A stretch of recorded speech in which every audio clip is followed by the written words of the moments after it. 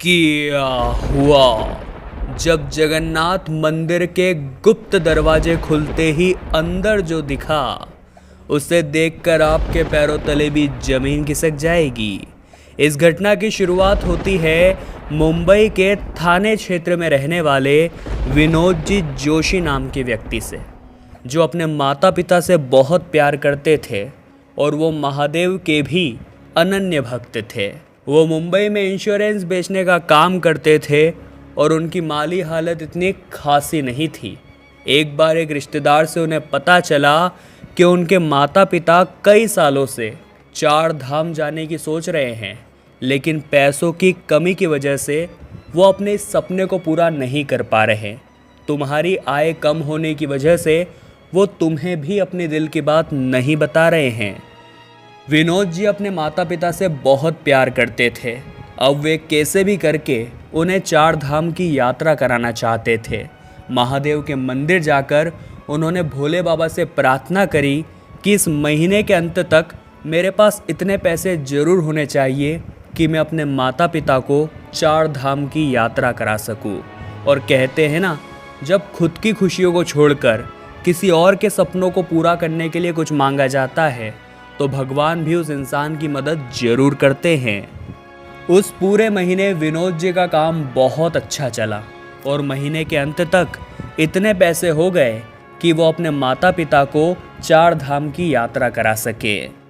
उन्होंने अगले पूरे माह की छुट्टी ली और अपने माता पिता को लेकर के सबसे पहले गुजरात की द्वारिका नगरी पहुँचे, जिसे 4 धाम में से एक माना जाता है।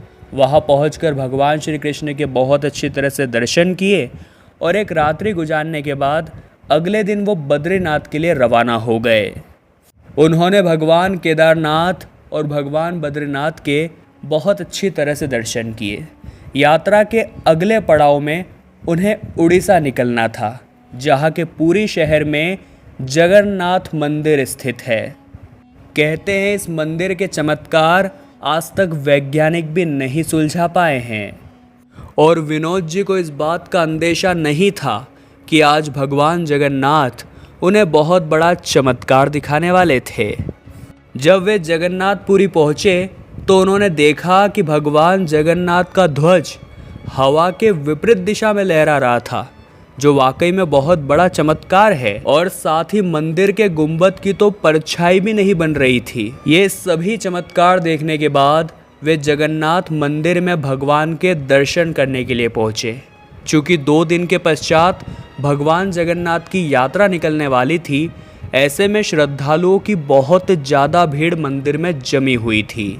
उन्होंने अपने परिवार के साथ जैसे तैसे भगवान जगन्नाथ, बलराम और देवी सुभद्रा के बहुत अच्छी तरह से दर्शन किए, लेकिन भीड़ इतनी थी कि उनका साथ अपने परिवार के साथ छूट गया और विनोद जी मंदिर के पिछले भाग में पहुंच चुके थे, जहां नीचे की ओर कुछ सीढ़ियां जा रही थी। जब वे सीढ़ियों के माध्यम से धीरे धीरे नीचे जा रहे थे, तब उन्होंने ये देखा कि जमीन के जितना ऊपर जगन्नाथ मंदिर है, उतना ही नीचे भी मौजूद है। जब वे बहुत नीचे पहुंच चुके थे, तब विनोद जी को सामने की ओर 7 दरवाजे दिखाई दिए और उन्होंने जब पहले दरवाजे को खोला तो नज़ारा बहुत चौंकाने वाला था, क्योंकि वो पूरा कमरा रत्न जड़ित आभूषणों व हीरे जवाहरात से भरा हुआ था। विनोद जी बहुत ईमानदार थे।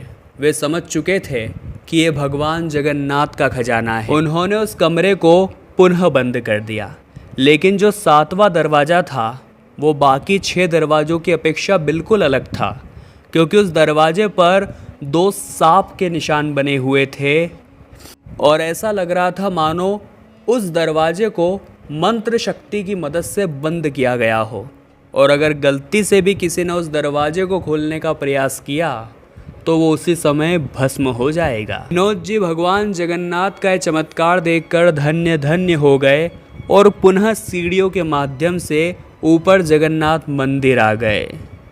मंदिर के बाहर उनका पूरा परिवार उन्हें ढूंढ रहा था, जिनसे मिलकर उन्होंने इस पूरी घटना के बारे में अपने परिवार को बताया। और भगवान जगन्नाथ के इन सभी चमत्कारों को देखने के बाद उन्होंने भगवान जगन्नाथ को शत शत प्रणाम किया और अंतिम धाम यानी रामेश्वरम के लिए रवाना हो गए। दोस्तों, क्या आप कभी जगन्नाथपुरी गए हैं? नीचे कमेंट बॉक्स में ज़रूर बताइएगा। वीडियो पसंद आई हो तो लाइक करिएगा और जल्दी से हमारे चैनल को सब्सक्राइब करके बेल आइकन को अवश्य प्रेस कर ले। अभी के लिए आप सभी दर्शकों को हर हर महादेव।